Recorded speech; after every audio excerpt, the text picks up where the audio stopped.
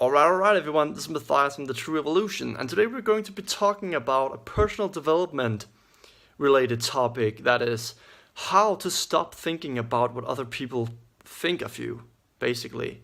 And man, this has been a personal issue throughout my life, even to the extent of feeling crippled at times.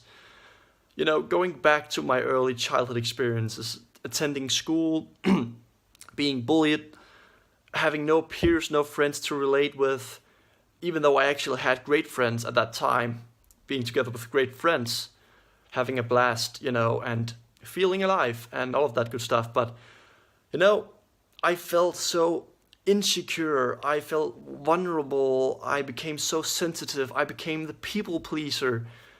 And, this led me down a road of really not taking control, actually losing control, losing independence, and wanting to gain back perspective, wanting to gain back control of my life, to become less dependent upon others, and especially what they think about me. Because, this is a very common theme globally. You see, people, they take themselves accustomed to this because it's, people have to deal with this problem. It goes hand in hand with everyone. Everyone has to deal with this problem.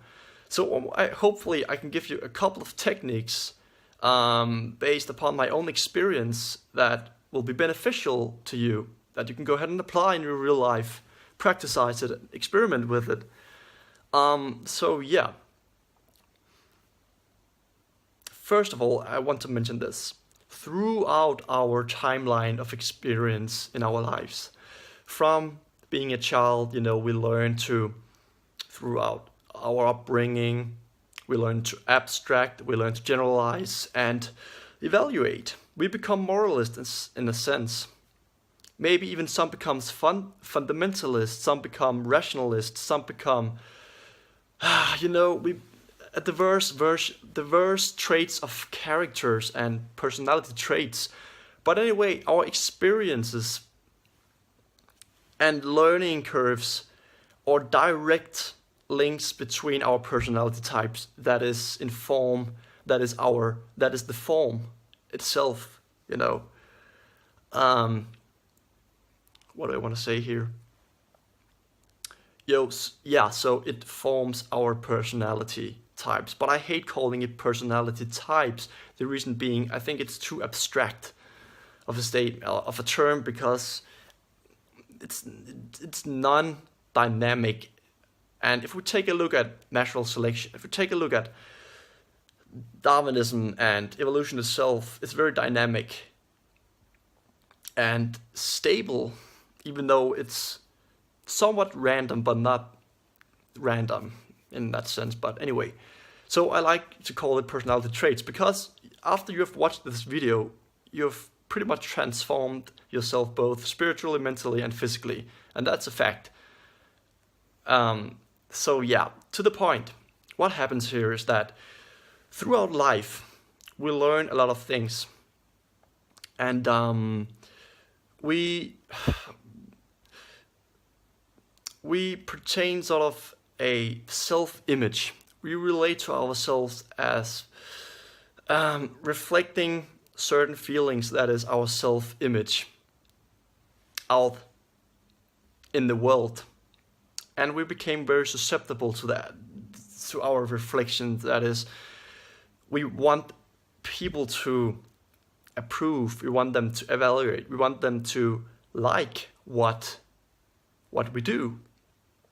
We want them to like our process, our progress, our, experience. That is just a fact. But sometimes we overanalyze through paralysis and analysis. We overanalyze and we trap ourselves in our mind. And that is the mechanism, that is the survival mechanism, our ego telling us that we have to raise our expectations of ourselves. And in the process of raising our expectations, well, we tend to lead ourselves astray, actually, on discourse and whatever activity are very inclined of, going into oblivion. It'll dissolve slowly. And this is the problem. That is why we have to do the actualization work. We have to get into ourselves through introspection. I actually want to invite you, very practically speaking, after this video, turn off your computer, whatever, just write down your inner values and figure out if it's something that you really resonate with. Do you feel it with your heart? Or is it just some external, external figment of your imagination telling you that you have to attain this goal, whether it being starting a business, whether it being, raising your expectations, being the best girlfriend, being the best boyfriend, being the best family member. You see, this is sort of an illusion. You have to figure out what really resonates with you, because once you feel deeply what resonates with you, your inner value, you feel grounded in yourself, and you become more independent. You don't give a fuck about what people think of you. So that's the caveat here. That's the point. Maybe you find yourself less experienced. Well, if you find yourself less experienced, it's hard to figure out your truest passions. Then you have to go out there and dig. Experiment. Experiment to gain new perspective. And out of perspective, you can sort of, it gives you little hints of what to do and what not to do. So see, it's all about figuring out how to balance theory and practice in your life. Because if we're too theoretical rationalists, academists, or whatever, we never practicize, we never accomplish anything. And if we do, or very polarized and being pragmatists, well, we forget the theory. So we have to define and center ourselves, reading books, but meanwhile practicing what we just learned, stuff like that. But I'm getting led on the side trade here. So whatever, you have to identify your current traits. What do you really love to do right now? And when you really resonate with what you love to do, you don't give a shit about what other people think of you. Because think about it. People actually don't really give a shit about what you think right now.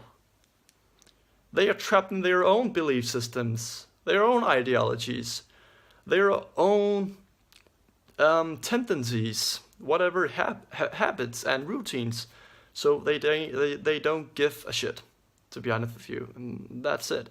And even if you confront a stranger on the street, and you think to yourself, what does this guy think? What is this girl thinking about my hair not, being perfect, and stuff like that? You're being very, very fanatic and very insecure about the situation. Well, this person, think of it this way. It's actually a figment of their imagination. It's actually a figment of your imagination. You think that this person think that you are ugly or whatever it may be, whatever case. So this is a misinterpretation. So let's talk a little bit about feedback, and not only feedback, but also feedback and critique. If you gravitate towards always wanting feedback and always wanting people to praise you, see, that's a sign of you being trapped. That's a sign of you still thinking too much about what other people think of you. Because you wouldn't really be that fanatically hung up in this thinking pattern. So you want to be immune both to critique and praise. That is, you have to be independent yet again. You have to center yourself. And don't take critique nor praise too seriously, because what happens is that can lead you astray. That can lead you on the side trail. And that's a bad thing. So my advice, practical advice right now and invitation to you, is that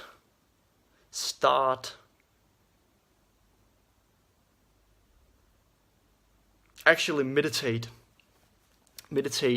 20 minutes every single day, because you become less aggressive, you gain surplus, you feel in peace with yourself, and you feel in general sense of well-being, and this, will definitely help you in many aspects of your life. So also actualization work, do personal development work with yourself. That's the reason why I'm making this video right now, because it helps me meanwhile at the same time, and hopefully this will help you too. You see, so do that. You have a great one, and thank you so much for watching. See you guys and in the next video. Bye.